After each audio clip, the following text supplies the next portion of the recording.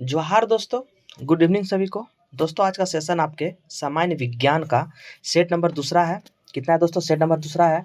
दोस्तों इसको सारे अच्छे से डिस्कशन करेंगे। आज संडे की वजह से दोस्तों मॉर्निंग के समय में कोई दोस्तों वीडियो नहीं डाल पाए, संडे थोड़ा बिजी रहते हैं। चलिए आज सेशन 2 आएंगे, एक आपके विज्ञान के हो गए और यहाँ पे खोटा का सेशन आएगा। दोस्तों इस सेशन को आप जरूर ज़्यादा से ज़्यादा शेयर करेंगे, लाइक करेंगे। ये आगामी एग्जाम के लिए बहुत ज़्यादा रामबाण साबित होने वाले हैं। ये आप सेट तरह से देख सकते हैं।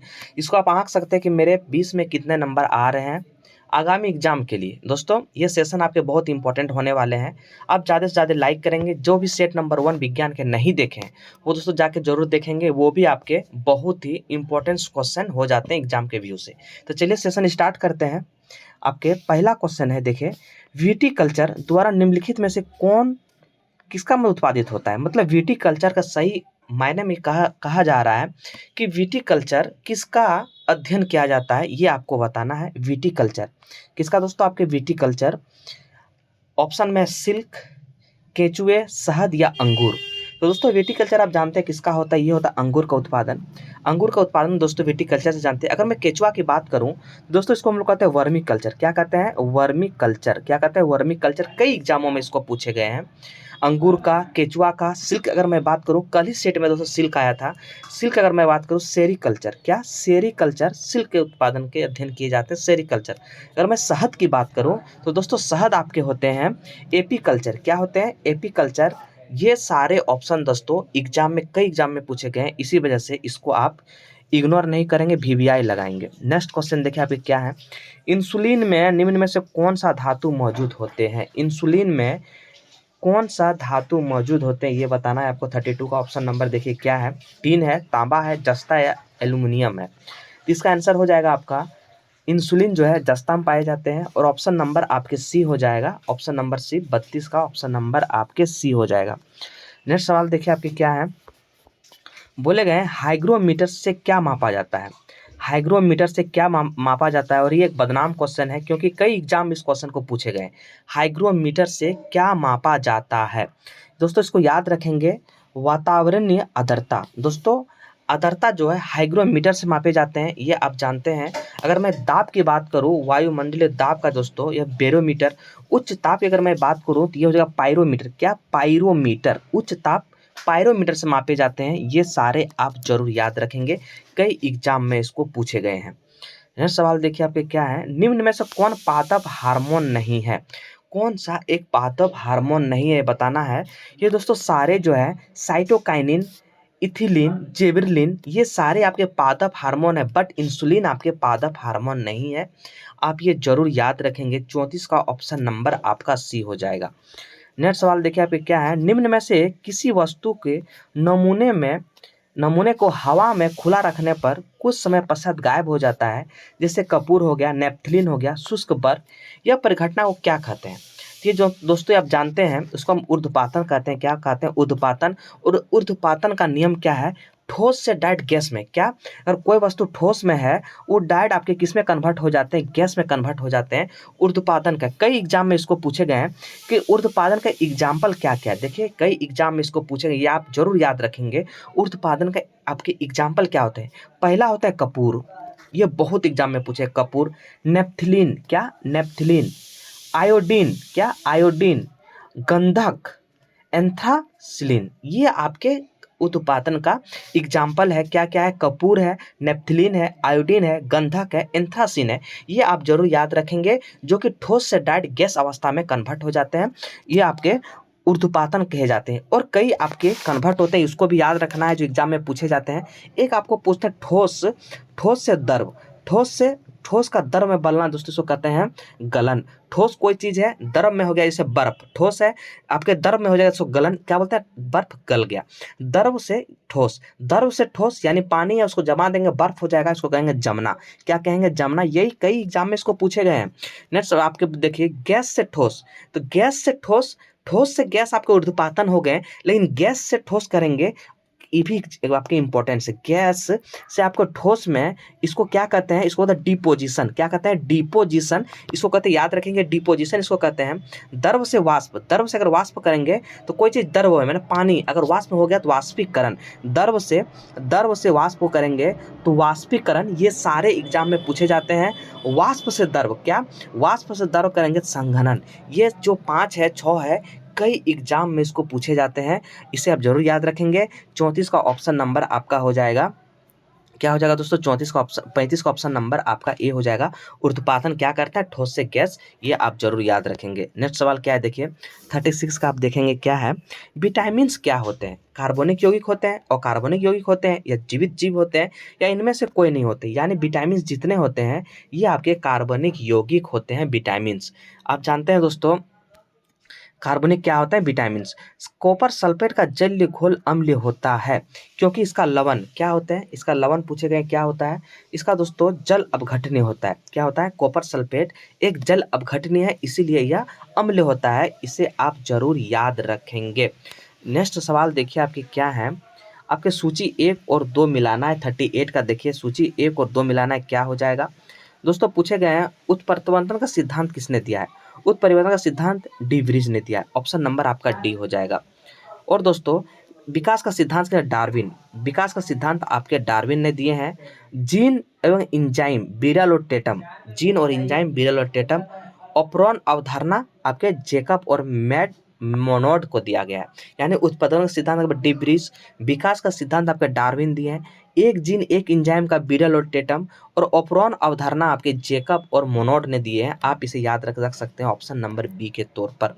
नेक्स्ट सवाल देखिए, 1 बिलियन लाल लिटमस को नीला कर देता है कितना में, तो 6.5 दोस्तों आप याद रखेंगे, 1 बिलियन लाल लिटमस को नीला कर देता है।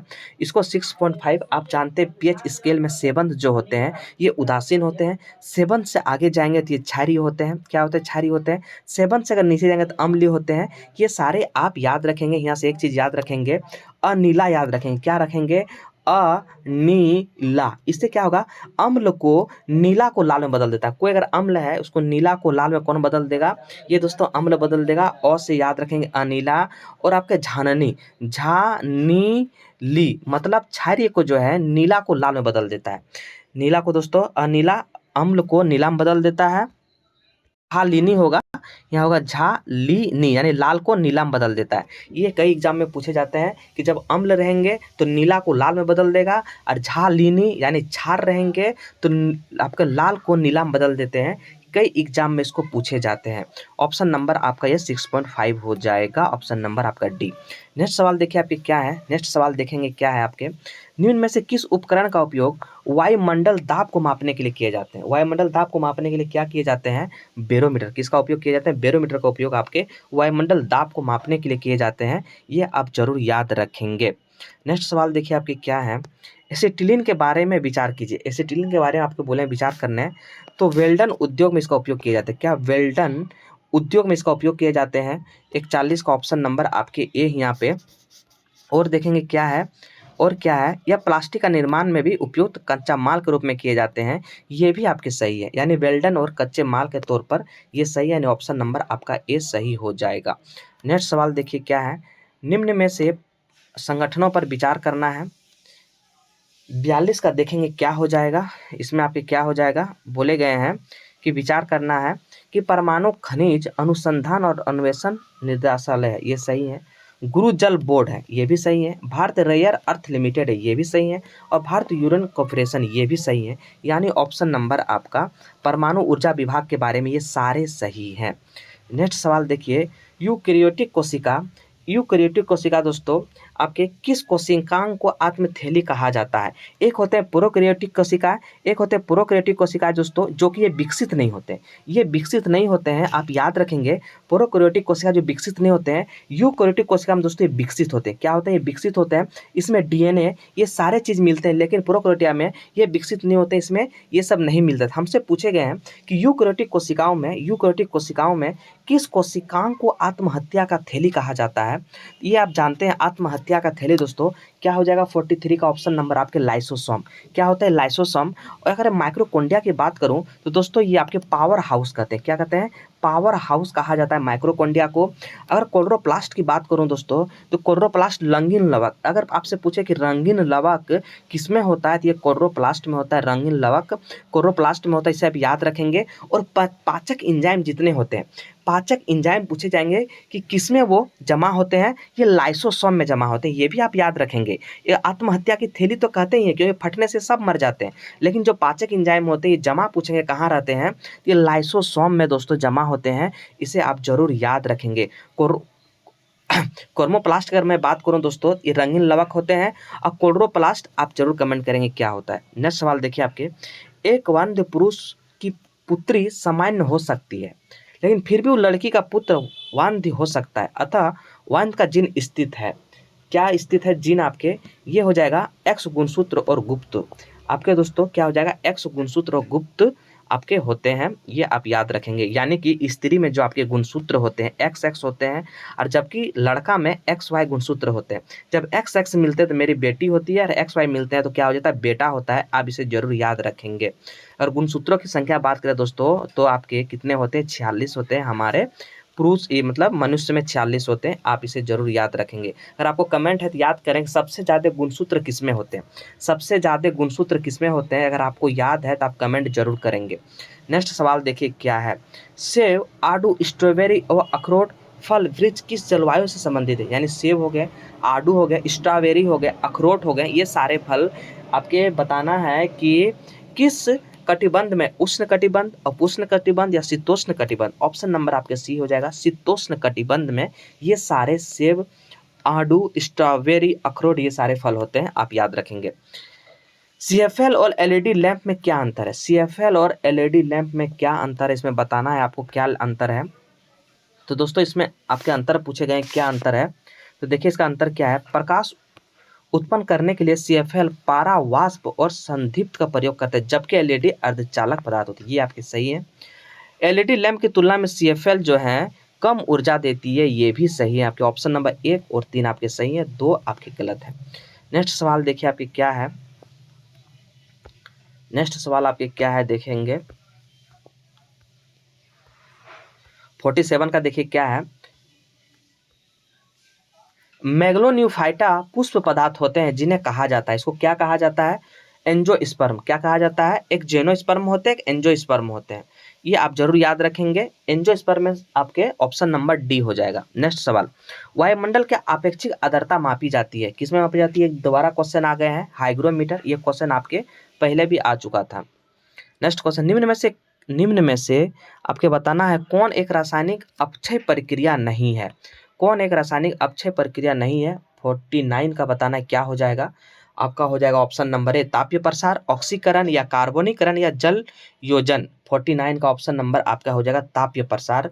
क्या हो जाएगा आपका, तापीय प्रसार, ऑप्शन नंबर आपका ए हो जाएगा। रासायनिक अपक्षय प्रक्रिया क्या नहीं है, तो तापीय प्रसार नहीं है।